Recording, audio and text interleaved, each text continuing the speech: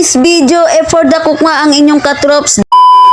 For today's video, for the cook nga ang inyong katrops dahil may bigla ang nilakad si mama. Ang inyong katrops ang naatasang magluto ng aming dinner.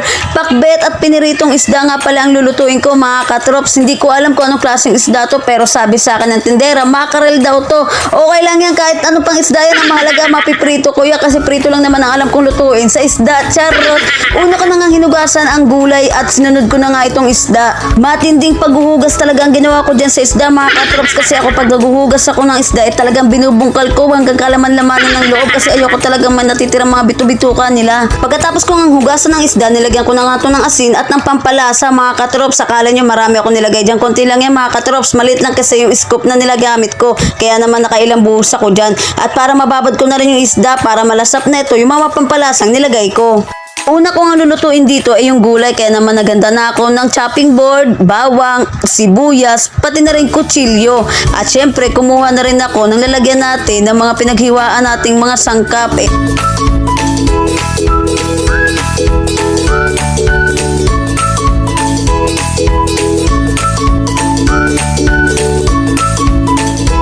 Pagkatapos kong ang hiwain ang mga sangkap, ito na nga't nilagay ko na nga yung kawali, tapos sinindihan ko na rin yung kalan, hinanda ko na rin yung gulay, nalulutuin ko, ito nga pamangking ko, nagpa-expose pa nga sa camera. Pagkainit nga ng mantika, agad ko na nga nilagay ang bawang at sibuyas, ginisa ko na nga pala siya mga katrops, yung mga kawali nga pala namin, bakit may itim talim yan? Kasi mga katrops, napakatagal na namin gamit yan, mula bata pa kami, ito na yung ginagamit nila mama, at hindi talaga namin pinapalitan yan hanggat hindi nasisira o nabubutas, kasi diyan kami natutong magsaing, magluto mga katrops, kaya ingat na ingat pa rin namin yan hanggang ngayon. Nung nag-brownish na nga yung bawang sibuyas, agad ko na nga nilagay yung gulay. Dahan-dahan ko nga pala itong nilagay sa kawali kasi may tumatalsik-talsik. Gawa nga na may tubig pa nga yung gulay kasi nga hinugasan ko to kanina. Paglagay nga ng gulay, eto na nga't ginisa ko muna siya bago ko siya timplahan.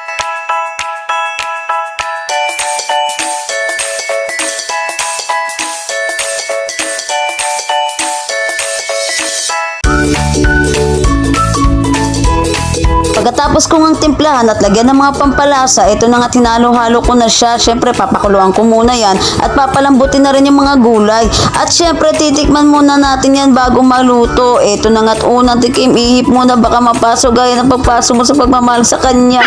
Charot! Op, ang pagigop, goods na goods yan. Siyempre ikaw nagluto Charot! Pagkatapos ko ng tikman, tatakpan ko muna yan para kumulo at lumambot yung mga gulay. Pagkaluto nga ng gulay, isasalin ko nga siya dito sa kabilang kasirola. Gagamitin ko kasing kawali pamprito ng isda. Sinalok-salok ko nga muna kasi napakainit pa nito at hindi ko pa kayang ibuhos ng biglaan.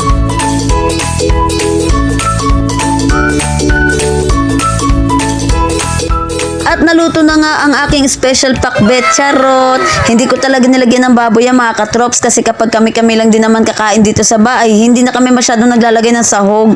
Pagkaluto nga ng pakbet, ito na nga tagpainit na ulit ako ng mantika para magprito naman ng isda. Pagkainit nga ng mantika, ito na nga nilagay ko na nga yung isda. Pag-iisahin ko na sila ng prito kasi 5 piraso lang naman to at kasya rin naman sila sa kawali para sabay-sabay silang maluto at matapos ako agad. Charot! Habang nagpiprito nga ako ng isda, pinagsabay ko na rin yung paglilinis ng kwarto para naman hindi ako mainip kakahintay na maluto na yung isda. Ganito talaga ako mga katrops kapag alam kong kaya kong pagsabayin ng isang gawain, ginagawa ko na para naman hindi ako matambakan kasi anong oras na rin at baka gabihin ako sa paglilinis sa kwarto at maliligo pa ako pagkatapos nito.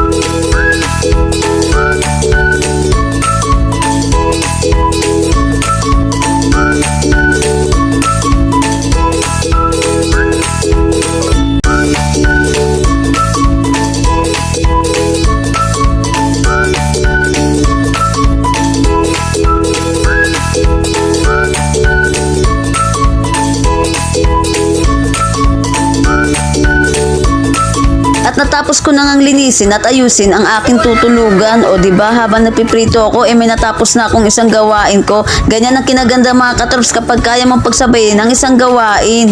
Maya-maya rin, naluto na rin yung mga isda, kaya ito, iaahon ko na siya mula sa kawali.